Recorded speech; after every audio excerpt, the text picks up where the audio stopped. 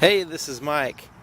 We're really excited to show you the second Scat Pack 2015 Dodge Challenger Scat Pack that we've had on our lot. The original one was gray.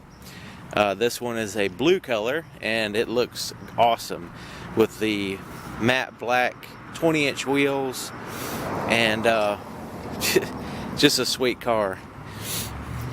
Now, if you don't know much about the Scat Pack, it is a very good performance car, high performance car, and for the money. It's a really good value. You want to check into it before you buy an SRT, before you buy, a Hellcat and stuff like that. Check into the Scat Pack and just kind of price them because you got a lot of horsepower and a lot of features for the money. But just talked to a guy last week that bought one. He's had it for about 6 months or so. And he loves it. I mean, he just absolutely loves it. He says there's absolutely no weak spot on it at all as far as the performance and the handling and everything. He just absolutely likes it. And he actually takes it to a strip and races it and stuff too. So, but anyways, let's take a look at it. Now, this is the first time I've seen these matte black wheels here, and they have pretty interesting design, and you can see that the 4-piston Brembo brakes are black. They're not they're not colored red or anything like that, so they kind of blend in to the black wheels. Some people may like that or maybe not. You see it has the slotted you can see it's got the slotted discs in there. It's got the little B flying there with a 6.4 badge, Scat Pack badge. And I'm trying out a camera. I've only used it one time before. I'm trying also out for the first time, a camera stabilizer. So let me know what you think. It's one I've just kind of custom made myself, and it's kind of similar to the one I had before, but this one's a little bit, I think it's going to be a little bit better. So just let me know about the shakiness or the lack of in the video. So here's the front, which is a huge improvement to me on the 2015s with the way these cars look, especially at night with the halo. Matter of fact, camera might be a little shaky now because I'm only holding it with one hand, but here's the key. I'm going to go ahead and start it up.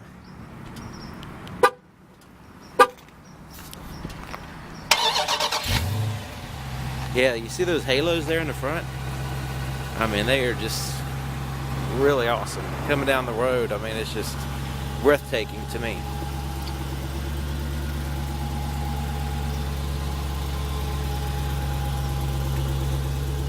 And the sound of this vehicle sounds better than the Hellcat to me because it has a good rumble, but without the skull cracking, the loud pipes. Check out the tail lights too. Really good job of kind of imitating the old, I think it's a 71 or 72 Challenger.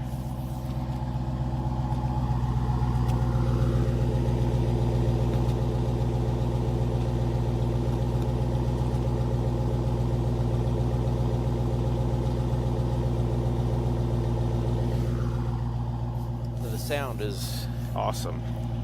So this one's got these little parking sensors here. Backup parking sensors. It also has a backup camera here, and I can open up, this is a proximity key. I can open this up with a button. I can also open it by using the key. We've got a pretty good amount of space back here, and this one has the battery back here, and also it doesn't have a spare tire, but it does have an air pump there with some sealant. Now, if you were to get the Sound Group 3, this space will be filled in with the subwoofers. So this has only got the Sound Group 2, which has a subwoofer under here, right under there, with the rest of the speakers, which I found out kind of the hard way because I didn't really know where it was on the previous car. There's the fuel door. Now this one has a special suspension too, the Bilstein suspension, like struts or whatever you call them, shocks. And so I mean, it has a really good handle to it, big tires, big wheels. Now this one has the proximity key, and I can lock it, and I can also relock it, unlock it here and then relock it there. So that's has like, it senses your hand and also the key and opens up. Here's the inside of the door. You got like a little storage pocket there, bottle holder there.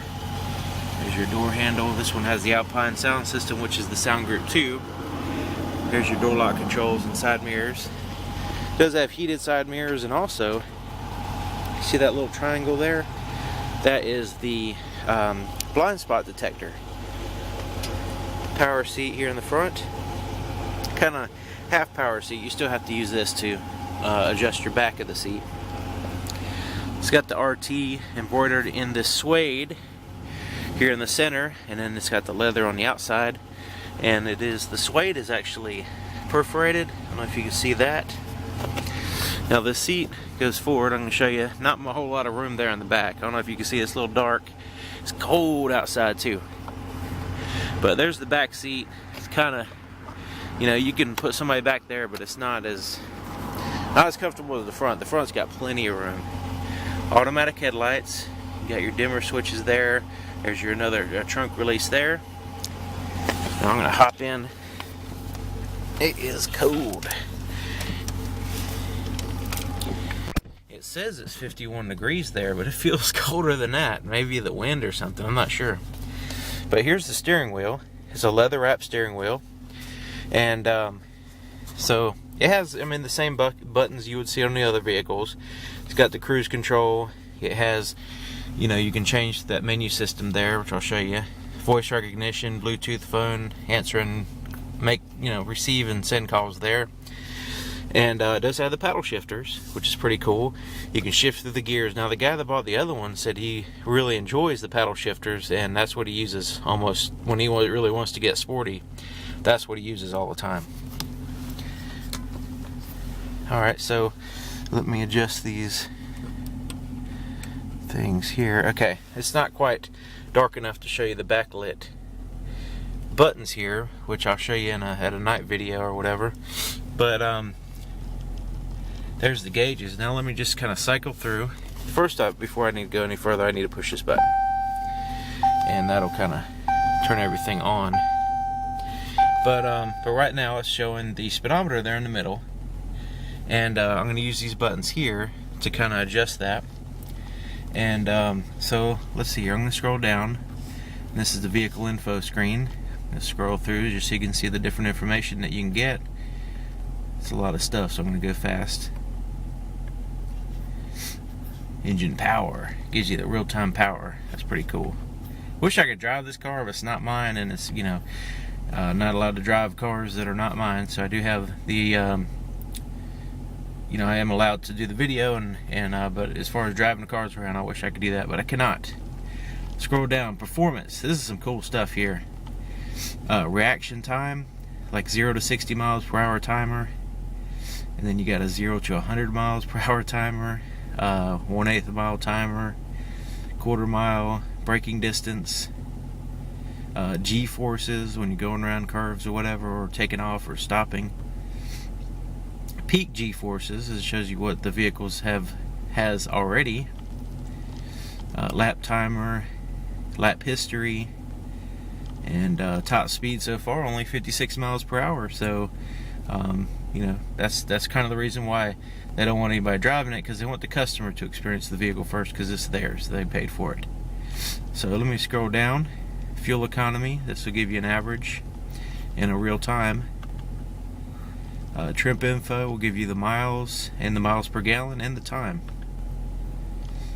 This is just telling you what the radio's doing. Any stored messages will be there, and you can set up the screen there if you want to set up different things on the corners there.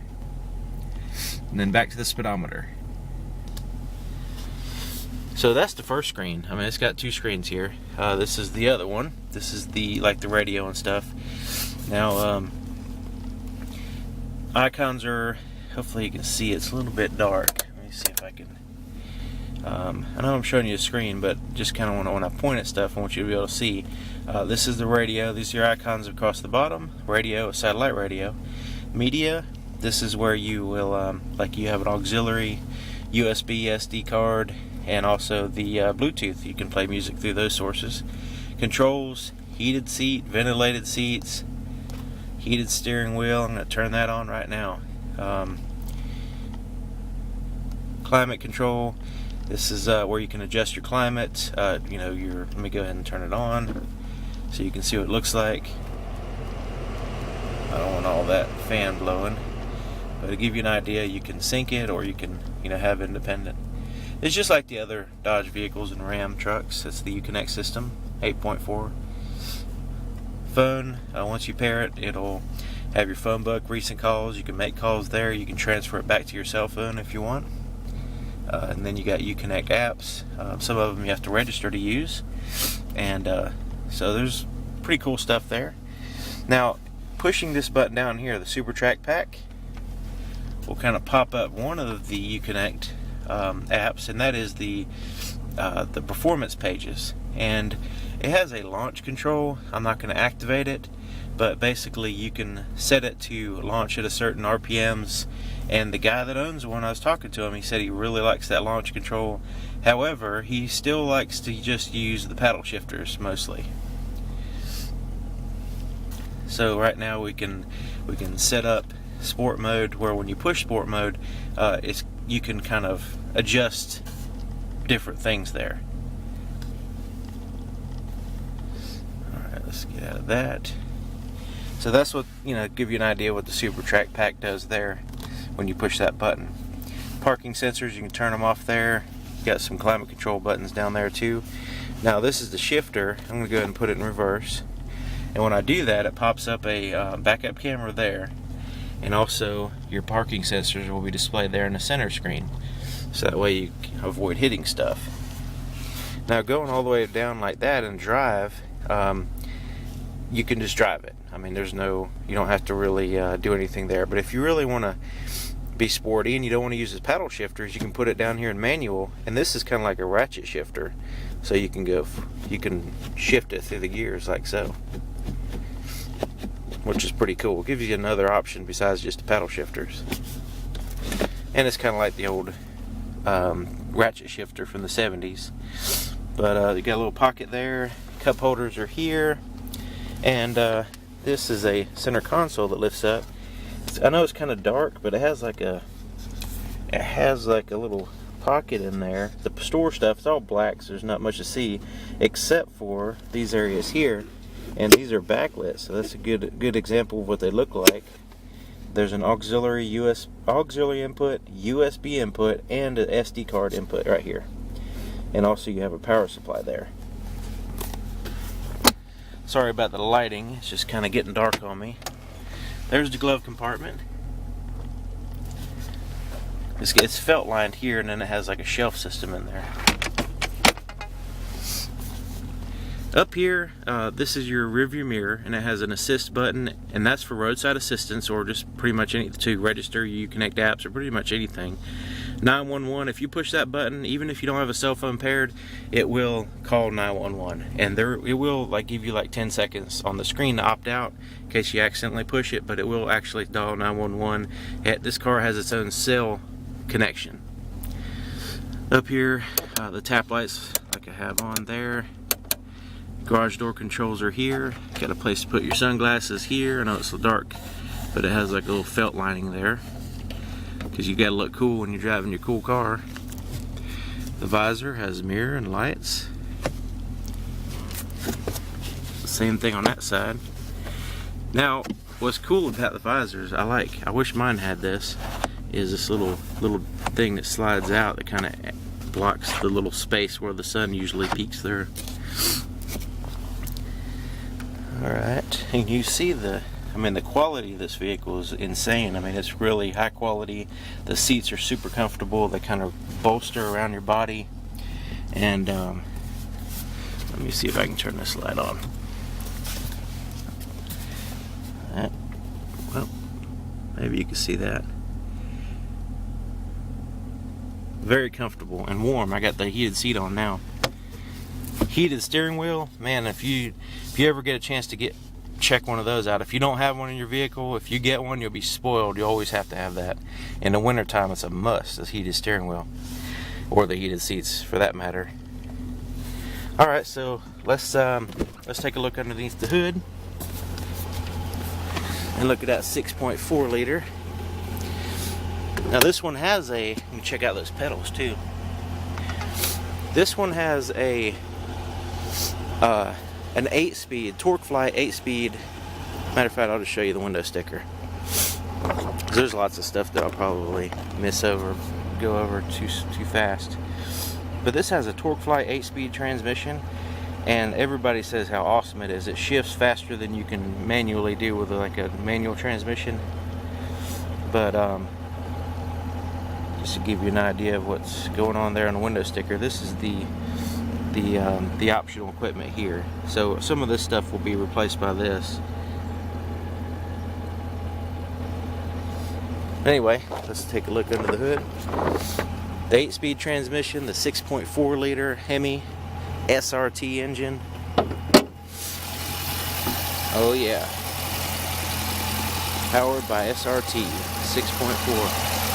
And it's like the engine block looks like it's painted in there too. I don't know if you can see, it's like an orange paint or something.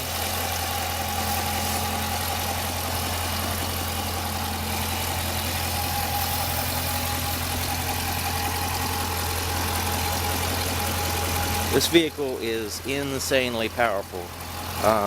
It is awesome. So, and let's hear the mufflers again. Hear the exhaust.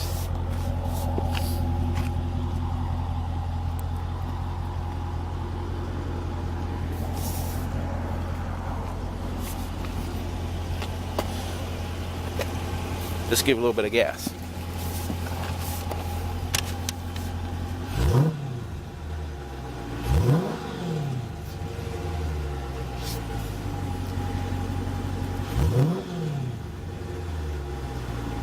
Has a good rumble to it, but it's not like cracking your ears or anything. But anyways, there it is, 2015 Dodge Challenger Scat Pack, one of my favorite vehicles of all time. Love the way it's like a true muscle car that's actually made today. It's amazing. But anyway, if you have any questions or anything, leave it in the comments, and I'll be glad to help you as much as I can. And if you have anything to add, last time I just completely my ignorance was shining through like the sun. There was a bunch of stuff that I wasn't aware of with the Scat Pack, and a lot of people helped me out with that. So hey, if I'm getting some stuff wrong, or if I'm going over stuff and I'm missing over stuff, please let me know. I'd really appreciate it. Always trying to improve, and I'll see you next time. Thanks.